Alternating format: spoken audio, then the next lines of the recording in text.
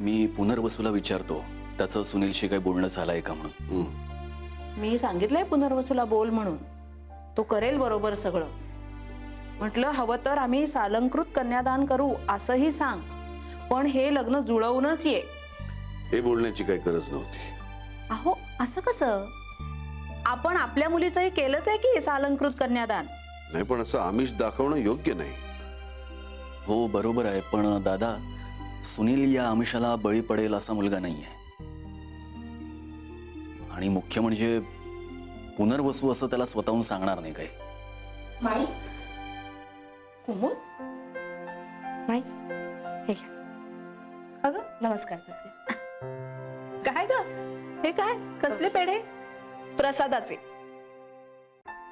प्रसाद कसला? माई, मी ना साकडं घातलंय नंदिनी आणि सुनीलचं लग्न जमावं म्हणून. 5व्या गुरुवारी मोठी पूजा करणार आहे. आज पहिलाच गुरुवार आहे ना, म्हणून छोटीशी पूजा घातली. बघा हो, कुमुदला सुद्धा वाटतंय नंदिनीचं सुनीलशी लग्न जुळून यावं म्हणून. दादा बरं वाटलं मला हे ऐकून. नमस्कार करते. आयुष्य अहो, सगळ्यांनी असा मनापासून प्रयत्न केला ना, तर मला वाटतं नंदिनीचं सुनीलशी लग्न नक्की जुळेल. काय ग, आता परवापर्यंत तर त्यांचं लग्न जुळू नये असंच वाटत होतं ना तुला. बघितलं बाई, ह्यांना माझ्याबद्दल काहीच वाटत नाही. काय रे रामचंद्र, असं का बोलतोस बायकोला? म्हणजे तिने एवढं केलं त्याचं कौतुक करायचं सोडून तू. माझ्या नशिबात कौतुक नाहीच आहे माई. नवऱ्याचे जोडे खाणार आहे मी आयुष्यभर. असं काही नाहीये बरं का. रामचंद्रला काही कमी कौतुक नाहीये तुझं. पण त्यांचं लग्न जुळू नये असंच वाटत होतं ना तुला. तो चांगला नाहीये असंच म्हणाली होतीस तू. अहो चुकलं माझं. बरं माफी मागितली आहे तिनं. मग लगेच मतपरिवर्तन का? रामचंद्र, भूतकाळातल्या चुकांवरून माणसाची अशी सारखी पारख करू नये. माणसं बदलतात. हे असं सारखं टोमणे मारणं मग त्या माणसातल्या चांगल्या बदलाला झिडकारण्यासारखं आहे. त्यापेक्षा त्या बदलाचं स्वागत करावं. त्या माणसाचा हुरूप वाढतो ना. हो पण दादा, तुम्हीच म्हणता ना बदलामागे प्रत्येकाचं काहीतरी कारण असतं. हे कुमुदच्या बदलामागचं नक्की कारण काय आहे हे कळत नाही आम्हाला. अहो, माझी चूक मला कळली.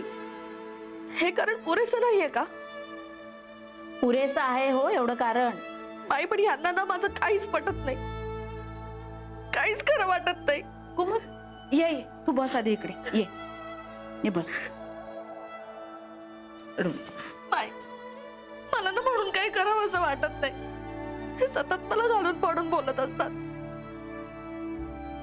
मलाही वाटतं कधीतरी नवऱ्याने शाबासकीची थाप आपल्या पाठीवर मारावी. पण यांचा विचित्र सतत संशय घेतात माझ्यावर. Paneer mushroom stick with barbecue sauce करण्यासाठी लागणारे साहित्य: किसलेलं गाजर, उकडलेला बटाटा, पनीर, तांदूळाचं पीठ, रवा, मटार, मशरूम, कोबी, मीठ, मिरची, कोथिंबीर आणि बार्बेक्यू सॉस. कृती: प्रथम एका बाउलमध्ये किसलेलं गाजर, उकडलेला बटाटा, कुस्करलेलं पनीर, मटार, मशरूम, हिरवी मिरची, कोथिंबीर, कोबी, मीठ आणि तांदूळाचं पीठ घालून सर्व एकजीव करून घ्यावं. तयार मिश्रणाच्या स्टिक बनवून रव्यामध्ये घोळवून गरम तेलात तळून घ्याव्यात आणि सर्व्ह कराव्यात. मामी, कोणता भक्त हाक मारतो आहे?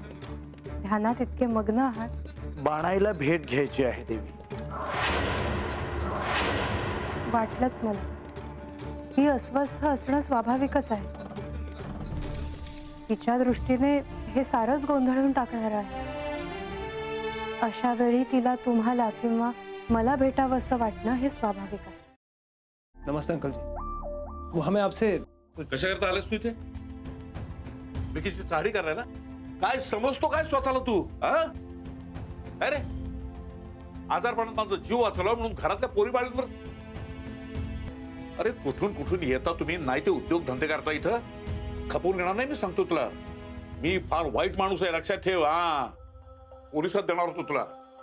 केवळ विखे आडवाला म्हणून लक्षात ठेवलं, ते इथून दिंड काढणार होतो तुझी मी.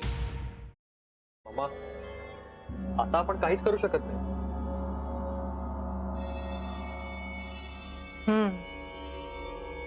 पण आर्चिस, हे असं कसं शक्य आहे? आपण तर सगळे आवाज रेकॉर्ड केले होते ना, राईट? हो, मग हे असे कोणते आवाज रेकॉर्ड झाले जे आपल्याला ऐकूच आले नाहीत? I mean, how can it be possible?